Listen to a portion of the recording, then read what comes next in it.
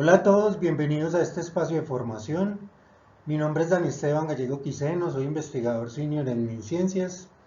Mi formación es como licenciado en Matemáticas y Física, tengo un máster en Administración de Negocios Internacionales, pero también tengo un máster en Investigación en Ciencias Experimentales y Matemáticas. En los últimos años me he dedicado a desarrollar procesos de formación que tienen que ver con formación de maestros principalmente, y cómo los maestros pueden articular la tecnología educativa o los recursos digitales en diferentes ámbitos, ya sean de la educación, la psicología o la pedagogía. Vamos a desarrollar en esta unidad cinco elementos que son muy básicos, porque esta unidad es una unidad introductoria a todos los diplomados que desarrolla Ginger, la Escuela Pomponazzi y el Grupo de Investigación e Innovación TI, Educación, Empresa, Estado. Vamos a revisar cuáles son esos fundamentos de la tecnología educativa, qué elementos se deben tener en cuenta para poder desarrollar un diseño y una evaluación de recursos educativos digitales, cuáles son esas tecnologías emergentes que existen actualmente y que pueden ser aprovechadas en el ámbito educativo, cómo vamos a integrar procesos de tecnología en la práctica pedagógica y qué elementos psicológicos y sociales desde la tecnología y en la educación se deben tener siempre en cuenta. Dentro de la parte de los fundamentos de la tecnología educativa, pues es supremamente importante entender que la tecnología educativa es una disciplina, y en esta disciplina se combinan elementos que van desde la pedagogía con la tecnología de la información y la comunicación, que buscan principalmente tratar de mejorar procesos de enseñanza-aprendizaje. Pero es muy importante partir de una idea: la tecnología educativa en sí misma no cambia ni mejora un proceso de enseñanza-aprendizaje. La tecnología educativa tiene que ser transformada por el maestro, transformada por los contextos, para que eso en general y en términos concisos pueda llegar a mejorar esos procesos de enseñanza-aprendizaje. Se exploran muchas formas en que la tecnología puede ser utilizada, ya sea de manera efectiva, a través de herramientas interactivas, plataformas en línea o recursos multimedia.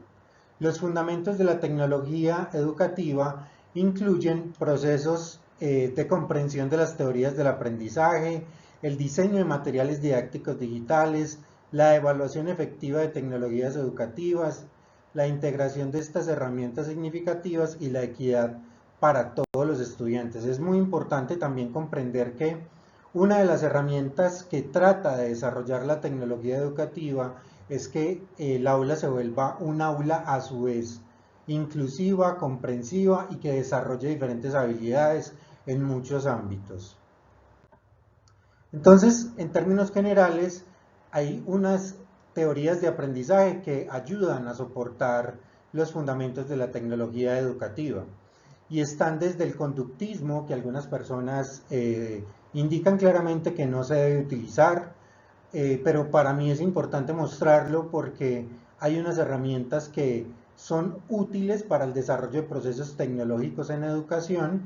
Está también el cognitivismo, el constructivismo y el conectivismo. Existen muchas más, pero para esta unidad pues vamos a desarrollar estos 5 elementos. Y lo que yo quiero que comprendan en este momento es que no vamos a aplicar una teoría por separado. Yo sé que esto puede causarle dificultades epistemológicas a algunas personas que me estén escuchando, pero yo no creo que uno sea 100% constructivista, ni 100% cognitivista, ni conectivista, ni conductista. Uno puede tener herramientas y puede desarrollar acciones que cada una de estas teorías le han brindado al maestro para poder desarrollar esos procesos de fundamentos en la tecnología educativa. Entonces, en primera instancia, pues hablemos del conductismo. El conductismo habla de un elemento que se llama el refuerzo positivo y el refuerzo negativo. Y si miramos, hoy hablamos de un proceso que se llama la gamificación. La gamificación en sí misma es un contexto, es un concepto, perdón, que yo creo que se ha utilizado en exceso en términos de la educación, porque todo el mundo dice yo gamifico, yo gamifico, yo gamifico. Pero convertir algo interactivo no significa gamificar un proceso de educación. La gamificación tiene que construirse a través de un proceso mediante el cual el maestro, el estudiante y los medios educativos convergen en un proceso de enseñanza-aprendizaje. Y esa convergencia se tiene que dar porque tiene que generar en los estudiantes un proceso de motivación. Y saben que pienso yo también, que en el maestro también debe generarse ese proceso de motivación. Tiene que haber una motivación tanto en la enseñanza como en el aprendizaje. Cuando yo logro que eso converja, utilizo unas herramientas para gamificar. Gamificar no es generar juegos simplemente para que un estudiante desarrolle unos puntajes o simplemente se entretenga en el aula de clase. El concepto de entretenimiento en el aula tiene que ser basado en el aprendizaje, un entretenimiento con propósito. Si no, simplemente es una pérdida del tiempo en el cual el estudiante está invirtiendo capacidades, está invirtiendo diferentes acciones y está jugando cosas que también puede jugar en casa.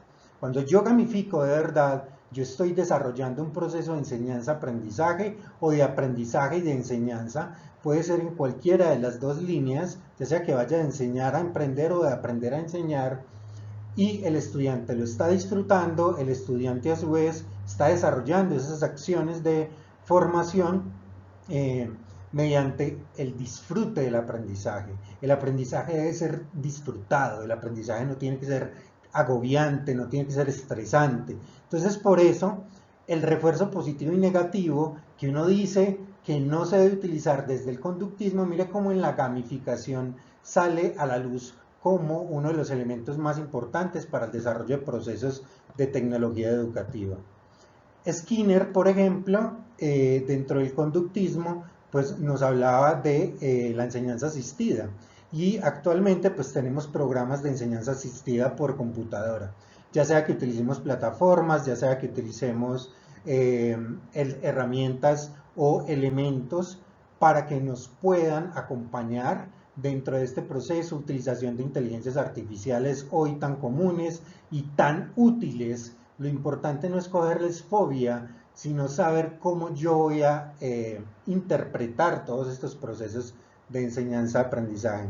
Y desde la perspectiva de Pavlov, pues algo muy importante de la tecnología educativa es que la tecnología educativa debe generar esto, estímulos que sean visuales y auditivos en las diferentes plataformas. Entonces yo desde el conductismo puedo utilizar estas tres herramientas que son supremamente importantes, basados en la teoría de Pavlov y de Skinner, que son cómo integro estímulos visuales y auditivos para mi proceso de enseñanza-aprendizaje, cómo puedo generar programas de enseñanza asistida por computadora y cómo pueden los sistemas de gamificación generar una motivación en todos los estudiantes. El cognitivismo tiene tres elementos supremamente importantes y es el uso de herramientas multimedia para mejorar la retención de los estudiantes. Tiene a su vez herramientas interactivas para el desarrollo del pensamiento crítico y cómo las plataformas de autodiagnóstico y reflexión sobre el aprendizaje pues me pueden llevar a procesos de metacognición y adicional a eso a procesos a el procesamiento de la información. Todo esto tiene que ver mucho con la teoría principal que desarrolló Jean Piaget. El constructivismo pues nos presenta autores como Vygotsky, quien nos habla de el aprendizaje colaborativo y del aprendizaje significativo. Y a su vez, pues, es como yo creo esos contenidos para mis estudiantes. Es decir, yo parto de la idea de que esos contenidos, ¿cómo los voy a hacer estimulantes, motivantes? ¿Cómo voy a hacer que esos contenidos que estoy desarrollando, pues, generen un proceso no solo de que el estudiante se informe, sino que el estudiante aprenda, comprenda y desarrolle niveles superiores de aprendizaje. Puede utilizar, por ejemplo, redes sociales educativas para fortalecer ese aprendizaje colaborativo y construir un ambiente virtual de aprendizaje colaborativo en el cual entre todos desarrollemos esas acciones constructivistas. En el conectivismo, pues obviamente tenemos todo el uso de la tecnología digital, tenemos esta integración, por ejemplo, de los MOOCs y de los recursos en línea, todo lo que tiene que ver el aprendizaje en red y lo que tiene que ver con las plataformas educativas y en línea. Estas herramientas y aplicaciones móviles son muy buenas para el aprendizaje y debemos desestigmatizar, todos esos procesos donde que el estudiante vive pegado al celular, de la tablet, del computador, sí, que iba pegado, pero que iba pegado aprendiendo, comprendiendo, investigando, desarrollando acciones de formación donde él se motive todos los días a generar nuevas maneras de comprender, nuevas maneras de entender todos esos procesos formativos. Dentro del marco legal y ético para el uso de la tecnología es supremamente importante tener estos elementos. La importancia de la responsabilidad digital, la privacidad de los datos, la accesibilidad, tener en cuenta todos los elementos que tienen que ver con derechos de autor. En relación a los derechos de autor, pues en las plataformas de contenido educativo hay unos derechos digitales que deben ser gestionados y los sistemas DRM son sistemas con recursos educativos que deben tener todos los elementos de derechos de autor. El uso justo de materiales educativos, las licencias Creative Commons y las plataformas que facilitan acceso a contenidos libres, si es el caso. La responsabilidad digital tiene dos elementos. El primero de ellos es prevenir el ciberacoso, el bullying se presenta en todos los elementos de la vida y en el internet se puede presentar muchísimo más fuerte, entonces hay que tratar de optimizar esos procesos para evitar esa prevención del ciberacoso, generando programas que concienticen a los estudiantes que no es adecuado desarrollar esto y a través de ¿qué? A través de talleres y actividades de campañas en línea. El ciberacoso puede estar regido por políticas escolares que permitan generar estrategias para la intervención en línea. Adicional a eso, pues yo necesito garantizar que esa accesibilidad pues me genere una tecnología inclusiva, un software y un hardware que sea adaptativo y unas soluciones a las tecnologías asistidas por educación.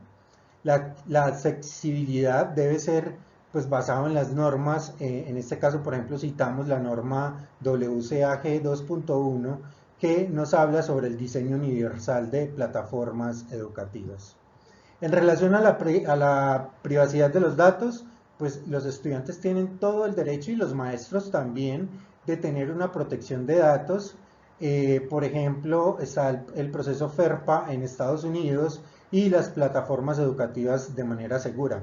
En pandemia se evidenció mucho que la privacidad de datos tuvo muchos casos en los cuales se metían estudiantes que no eran de los cursos o se desarrollaban acciones donde ponían videos totalmente fuera de contexto dentro de una clase. Entonces es muy importante tener esos procesos de ciberseguridad y adicional a eso pues lograr que los estudiantes tengan adecuadamente todos esos procesos de privacidad de datos. Y obviamente pues tenemos las regulaciones globales, como ejemplo está el CCPA de California y los portales de privacidad de uso del usuario, el GDPR en Europa, que son las herramientas de consentimiento de las cookies cuando ingresamos a todas las plataformas. Dentro del diseño y evaluación de recursos educativos es supremamente importante que entendamos que estos tienen unos elementos o aspectos fundamentales que se desarrollan actualmente. Y es que estas herramientas permiten enriquecer todo proceso de enseñanza-aprendizaje, permitiendo incorporar de manera efectiva la tecnología en el aula de clase. Y es supremamente importante entender que cuando creamos recursos educativos digitales, es importante considerar que deben ser accesibles, interactivos, diversos, que deben comprender diferentes estilos de aprendizaje y que deben garantizar un ambiente educativo tanto inclusivo como enriquecedor. La evaluación de estos recursos permite identificar su efectividad para mejorarlo a necesidades específicas de los estudiantes. ¿Cómo entendemos nosotros este diseño de recursos digitales? Pues primero, que los contenidos didácticos deben tratar de hacerse interactivos por medio de ejercicios prácticos donde los estudiantes puedan simular procesos, es decir, se puedan equivocar muchas veces y eso hace que podamos adaptar el currículo de manera constante y generar contenidos personalizados a cada público. Tenemos que desarrollar herramientas tecnológicas o utilizarlas en medio de plataformas de aprendizaje, ya sean a través de los cursos masivos abiertos o a través del aprendizaje por medio de sistemas. Dentro de esas tecnologías emergentes, pues quisimos citar dos que son muy famosas actualmente, que tiene que ver con realidad aumentada y que tiene que ver con gamificación. Acá pues me voy a echar como un plus y es para quienes estén interesados, pues pueden escribirme y nosotros hacemos talleres de gamificación y de realidad aumentada para cursos en particular. Nosotros les mostramos cómo pueden desarrollar todo el proceso y de esta manera lograr que utilicen esas tecnologías emergentes en el aula de clase. Es muy importante que generemos comunidad y colaboración. Esa comunidad y colaboración pues se da a través de espacios de trabajo colaborativos tanto con maestros como con estudiantes, generar proyectos grupales, inter, trans y multidisciplinar, fomentar foros de discusión en línea y foros de discusión presenciales, crear unas redes de aprendizaje y comunidades donde practiquemos todos estos desarrollos. Ese diseño de recursos tiene que generar una accesibilidad a la inclusión, procesos de diseño universal del aprendizaje, el DUA, y adicional a eso, pues herramientas accesibles para todos. Tener muy en cuenta las consideraciones lingüísticas y que esto sea adaptado a múltiples procesos en diferentes idiomas. Es supremamente importante tener algunos principios pedagógicos, entre ellos, que tengan una aplicación práctica, que tengan una fundamentación teórica, ya sea cognitivista, ya sea conductista, constructivista o la que usted quiera, no importa. Nosotros ponemos acá estos tres ejemplos, pero usted puede tomar una decisión distinta. Y eso hace que nuestros métodos de enseñanza pues se diversifiquen y que esas estrategias de enseñanza sean 100% adaptadas. En relación a la evaluación y la retroalimentación, supremamente importante generar unos sistemas de evaluación continua, que esas herramientas de análisis me permitan generar un análisis de datos reales y hacer un seguimiento al progreso de los estudiantes para ver cómo están desarrollando cada una de sus habilidades, competencias y destrezas dentro del proceso de enseñanza y aprendizaje. Dentro de la evaluación de recursos educativos digitales, nosotros creemos que hay unos criterios supremamente importantes. Deben ser accesibles, deben ser contenidos de calidad, deben generar usabilidad, deben proporcionar algún proceso de interactividad, deben generar una evaluación continua, tanto del recurso como de lo que se utiliza con ellos y un soporte y un mantenimiento continuo. Esa accesibilidad pues nos va, uno, facilitar el uso, nos va a permitir adaptar la tecnología y vamos a estar conforme a los estándares nacionales o internacionales, dependiendo del país en el cual estamos desarrollando estas acciones. Hay que tener una actualización regular, esto está cambiando constantemente y todos los días nacen nuevas herramientas en las cuales podemos utilizar. Tenemos que hacer una retroalimentación a los usuarios, unas métricas de uso de esa misma evaluación, cómo hacer que el usuario participe, que tenga un feedback inmediato y que esa usabilidad pues tenga un diseño consistente, una navegación simple, que sean procesos relevantes y que podamos oportunamente tener una información con exactitud para cada uno de los que desarrollan estos procesos. En relación a las tecnologías emergentes y su aplicación en educación, es muy importante tener en cuenta que actualmente, por ejemplo, contamos con la inteligencia artificial, la realidad virtual, la gamificación no como concepto, porque el concepto de gamificación es antiguo, sino como gamificación entendida desde un elemento digital y el aprendizaje automático. Adicional a eso, pues tenemos muchas herramientas actualmente de inteligencia artificial que nos permiten personalizar experiencias de aprendizaje, realidad virtual que permite a los alumnos sumergirse en esos entornos para enriquecer su aprendizaje y gamificación que es una experiencia lúdica y motivadora con todo lo que dije hace un momento.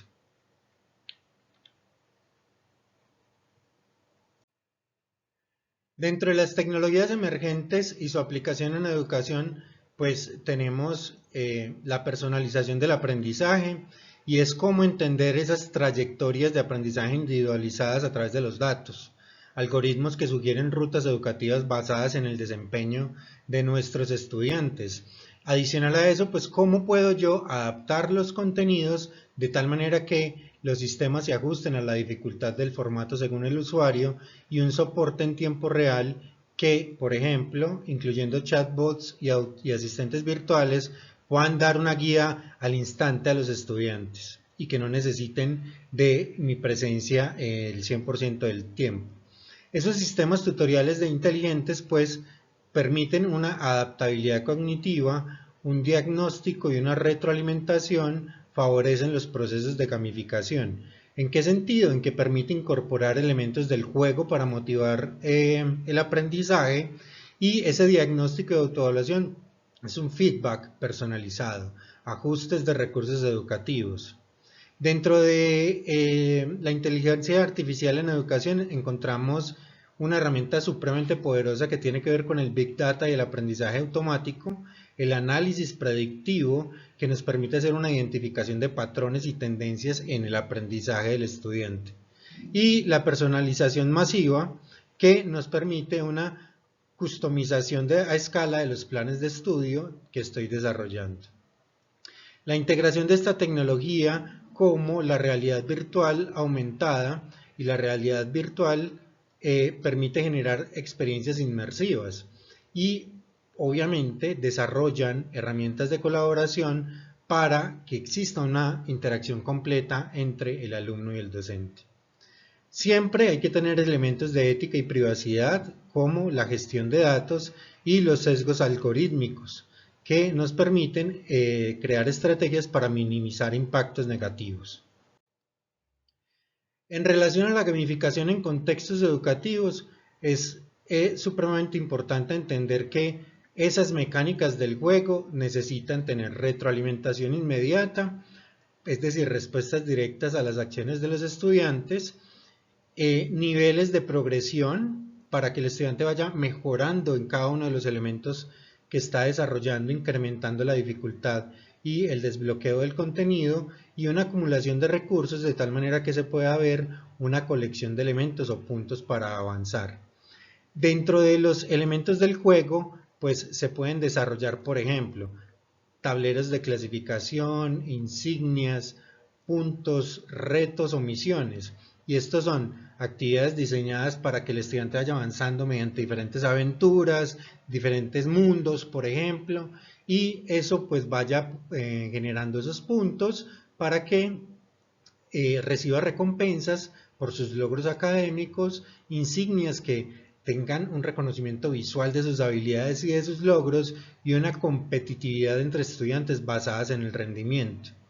Adicional a eso, pues esa tecnología aplicada pues puede ser, en muchos casos, procesos de realidad aumentada, no es tan difícil de desarrollar, creación de experiencias educativas inmersivas, crear plataformas de aprendizaje digital y un uso del software para el proceso de gamificación. Estos procesos deben ser contextuales, tienen que tener un proceso de motivación e integración curricular bien definidos y adicional a eso, pues establecer unas dinámicas del juego en el cual se dé el desarrollo de la colaboración y la competencia como un estímulo de refuerzo de superación personal. En relación a la integración de la tecnología en la práctica pedagógica, hay que comprender que el avance de la tecnología nos puede brindar oportunidades únicas para personalizar la educación, motivar a los estudiantes y sobre todo fomentar la creatividad en cada uno de ellos. Estos modelos de tecnología, pues lo que hacen es utilizar, por ejemplo, diferentes niveles de innovación en los docentes. Hay niveles incrementales, hay unos niveles de uso no crítico o unos niveles de integración holística dentro del proceso de innovación educativa. Tengo que comprender las políticas, la infraestructura, el currículo, los recursos, la evaluación y el proceso de enseñanza como ese marco para evaluar la integración de la tecnología, teniendo en cuenta siempre que debo agrupar cada una de las políticas y recursos disponibles que existen dentro de la institución educativa donde yo me estoy desarrollando como maestro. Ejemplos, está el sistema SMART, que es sustitución, aumento, modificación y redefinición. La sustitución significa lo que hacen muchos maestros que yo obviamente no comparto, y es cómo usan la tecnología como un reemplazo de una herramienta sin mejoras funcionales.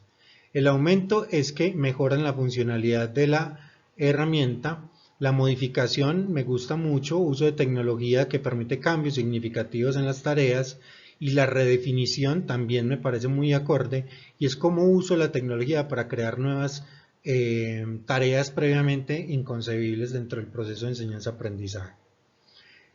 Está un elemento que me parece muy novedoso y muy bueno, que es el conocimiento tecnológico pedagógico del contenido.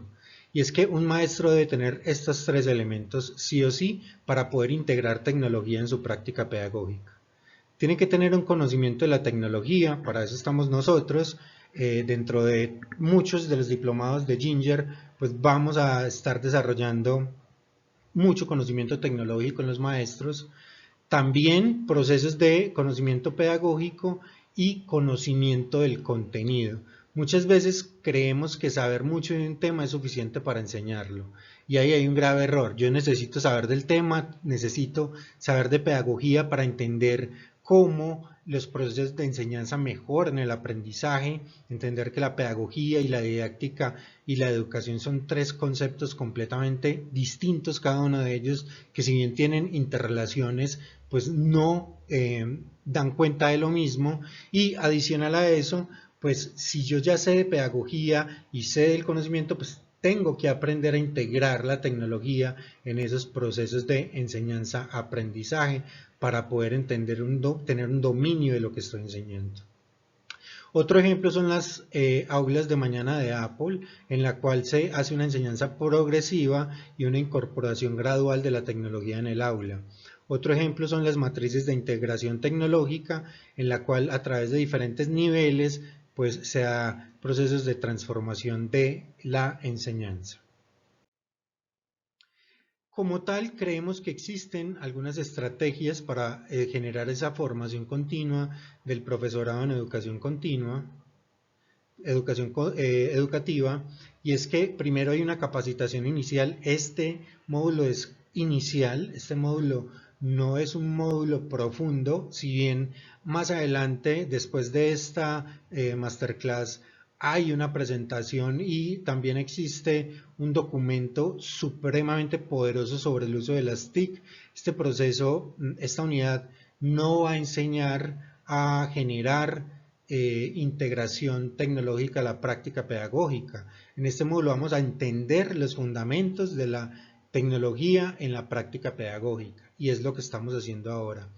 Adicional, pues esto se hace a través de talleres prácticos, cursos básicos, herramientas digitales que son esenciales, seguridad en línea y privacidad, implementación de LMS y otras plataformas. Hemos encontrado muchas dificultades, por ejemplo, cuando hacemos el proceso de venta de un diplomado como este. Las personas no diferencian entre cómo hacer un pago, por ejemplo, en línea, cuando se da un acceso a través de una plataforma digital, no comprenden cómo desarrollar actividades en línea. Entonces, todo este proceso de capacitación hay que hacerlo y es necesario, y no está mal no saber, porque para eso existen instituciones como Ginger que se dedican a hacer un proceso de alfabetización tecnológica para que las personas vayan desarrollando diferentes acciones.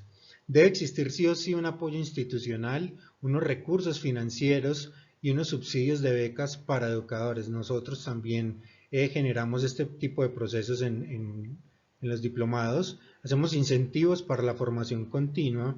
Debe existir una colaboración interdisciplinaria para generar proyectos en conjunto, integrar múltiples actividades y áreas del conocimiento, redes profesionales, asistir a foros y conferencias interdisciplinarias. Supremamente importante, generar evaluación y retroalimentación para que existan revisiones en el desempeño de lo que hacemos, análisis de lo que estamos implementando en el aula y diferentes encuestas que nos permitan medir qué tan bien o qué tan mal estamos haciendo un proceso de formación. En el proceso de autoaprendizaje, pues meterme a grupos de estudio, a comunidades de práctica en línea, leer tutoriales en línea, leer videotutoriales, generar procesos de desarrollo profesional continuo, asistir a certificaciones, webinars, seminarios, actualizaciones de nuevas tecnologías y programas especializados en tecnologías emergentes. Dentro de los aspectos psicológicos y sociales de la tecnología en la educación, tenemos que resaltar que la tecnología en la educación puede promover la colaboración entre estudiantes, fomentando un trabajo en equipo y facilitando el acceso a diferentes fuentes de información. La tecnología puede ser una herramienta poderosa. Es fundamental acompañar su uso con una reflexión ética y un uso responsable. La tecnología en la educación no solo transforma la forma en que aprendemos y enseñamos, sino que también tiene un impacto significativo en los elementos psicológicos y sociales de la comunidad. Entre ellos, pues podemos generar un desarrollo social, una sensibilización cultural que tenga que ver con contenidos multiculturales. Podemos hacer mejoras de habilidades comunicativas en redes sociales y foros, podemos hacer un fomento en la colaboración, plataformas de trabajo en grupo, podemos facilitar el desarrollo cognitivo para poder crear más pensamiento crítico, herramientas de análisis y crítica de la información, estímulos para la memoria del trabajo, aplicaciones para el entrenamiento cerebral, mejora de habilidades en la resolución de problemas y simuladores para aprender a equivocarnos. ¿Qué riesgos y desafíos hay? Pues primero que podemos generar una dependencia tecnológica muy alta y una exposición excesiva a pantallas, o un proceso de aislamiento social y unas situaciones de interacciones personales virtuales. Eso es lo que tenemos que quitar, de tratar de evitar esos riesgos. También existen sesgos de contenidos y una prevalencia de diferentes perspectivas. Ahora bien, ¿qué oportunidades de mejora hay en esto? Pues está la inclusión de procesos en diversas perspectivas, la interacción tecnológica equilibrada que nos permita tener una estrategia saludable de la tecnología y sobre todo un enfoque multicultural. ¿Qué barreras encontramos? Pues hay muchas, pero vamos a mencionar solo algunas. Las barreras económicas, que tienen que ver con los costos en dispositivos y en conectividad, las barreras técnicas que tienen que ver con la complejidad del proceso tecnológico y de pronto la falta de infraestructura.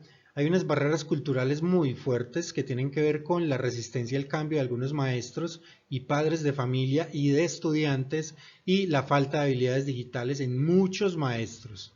Barreras políticas, y es que falta de políticas de apoyo o legislación restrictiva en algunos países, y estrategias de superación como iniciativas comunitarias, inversiones en educación y sobre todo fomentar unas alianzas público-privadas que nos permitan llegar a la mayor cantidad de gente posible con todos estos recursos. ¿Cómo podemos por medio de la tecnología ayudar al bienestar estudiantil? Primero, fortaleciendo la salud mental. La salud mental es permitir que a través de la misma tecnología se dé una reducción del estrés tecnológico y también generar tecnología que permita aprender sin pantalla. El fomento de interacción social, el otro es muy importante en la construcción del yo. Entonces también tengo que tener actividades extracurriculares presenciales, accesos a recursos de salud mental y programas de apoyo psicológico que tienen que ver con la formación de lo que somos como seres humanos, la gestión del tiempo en pantalla, el establecimiento de límites, la concientización sobre los impactos, evitar a toda costa el ciberacoso por medio de la prevención, la intervención, y el apoyo a víctimas. Esto ha sido todo por esta masterclass. Espero que hayan aprendido todos estos elementos que hemos desarrollado el día de hoy. Les doy las gracias. Los invito a que me sigan en mis redes sociales. Me pueden encontrar en Instagram y en Facebook como Dani Esteban Gallego Quiseno, conforme se escribe en la primera diapositiva. Y los invito obviamente a que sigan a Ginger Steam Plus 6 Consultants en todas sus redes sociales. Están en LinkedIn, en Facebook, en Instagram y en TikTok. Todo lo que hacemos nosotros es publicado en nuestras redes sociales y esperamos que a través de todo este proceso hayan desarrollado unos procesos de conocimiento muy cercanos sobre esos fundamentos de la tecnología educativa. Muchas gracias y hasta pronto.